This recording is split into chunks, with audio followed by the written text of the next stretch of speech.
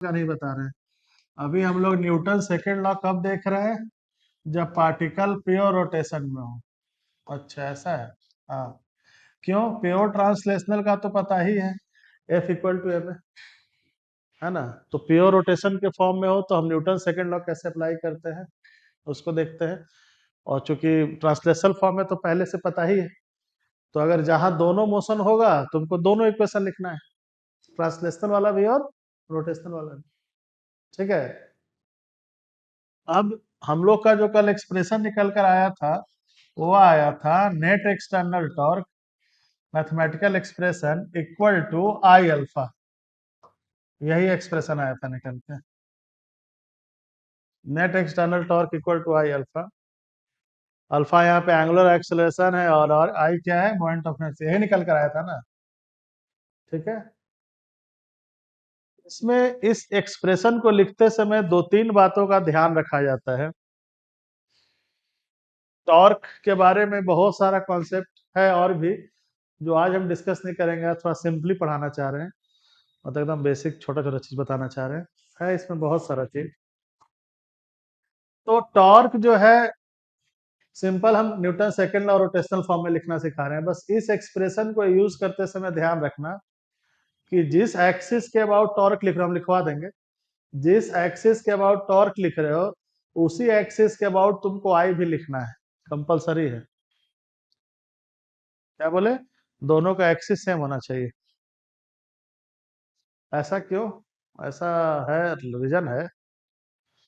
बोल रहे हैं तो उसके पीछे कुछ लॉजिक होगा, वो लॉजिक नहीं बता रहे हैं अभी हम।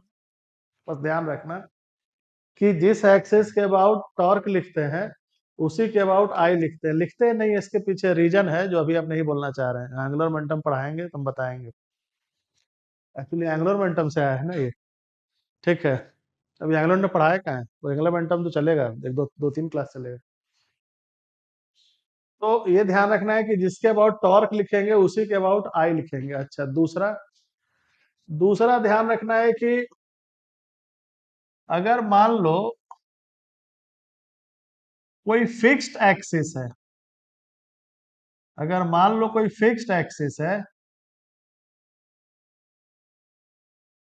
अगर कोई फिक्स्ड एक्सिस है तब तो कोई टेंशन नहीं है, क्योंकि कोई भी बॉडी अगर कोई एक्सिस फिक्स्ड हो गया जिसके अबाउट बॉडी रोटेट कर रहा है तब तो हमेशा उस फिक्स्ड एक्सिस के अबाउट ही इक्वेशन लिखना है।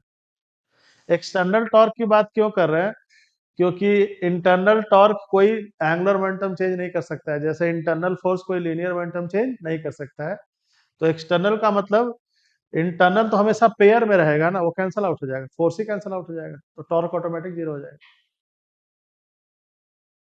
तो एक तो ये बोलना चाह रहे थे कि फिक्स्ड एक्सिस, अगर किसी फिक्स्ड एक्सिस के अबाउट बॉडी कोई रोटेट कर रहा हो तो तुम आंख बंद करके उसी एक्सिस के अबाउट ये इक्वेशन लिखना है। जो बोल रहे हैं वही करना, तो फंस जाओगे। बहुत सारा इसमें छोटा छोटा कॉन्सेप्ट है जो भी हम बोल नहीं रहे हैं, सबके पीछे रीजन है। तुम जैसे ही कुछ उल्टा करोगे फंस जाओगे। ठीक है। तो अगर कोई एक्सिस फिक्स्ड है तो आपको उसी एक्सिस का इक्वेशन लिखना है।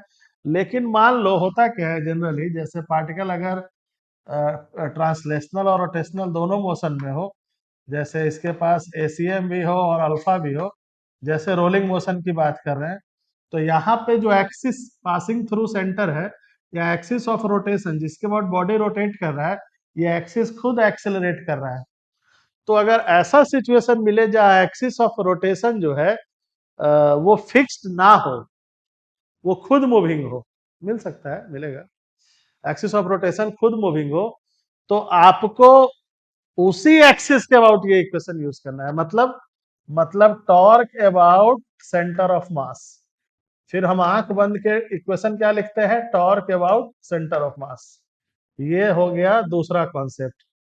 हाँ, लेकिन एक्सिस का डायरेक्शन चेंज नहीं होना चाहिए।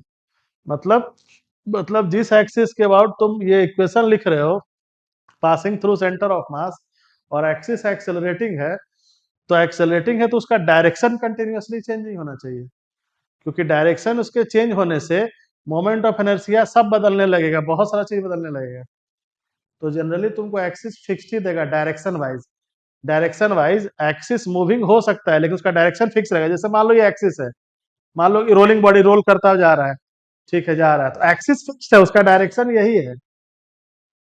हाँ, ये उसका डायरेक्शन चेंज नहीं होगा।